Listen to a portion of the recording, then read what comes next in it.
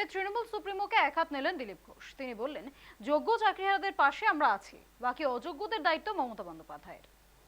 যারা হকদার, বৈধ এবং যোগ্য, যারা চাকরি হারা 18,000, আমরা তাদের কথা বলছি।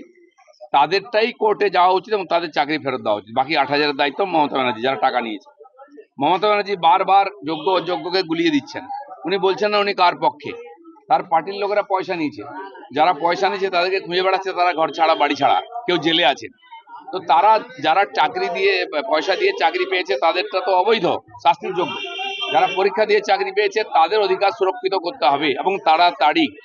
সরকার ওদের হাতে লিস্ট যে নিয়ে কোর্টে যাক, তাড়াতাড়ি চাকরিতে বহাল হোক, যাতে স্কুলগুলো চলে, পরীক্ষা হয়, খাতা দেখা হয়।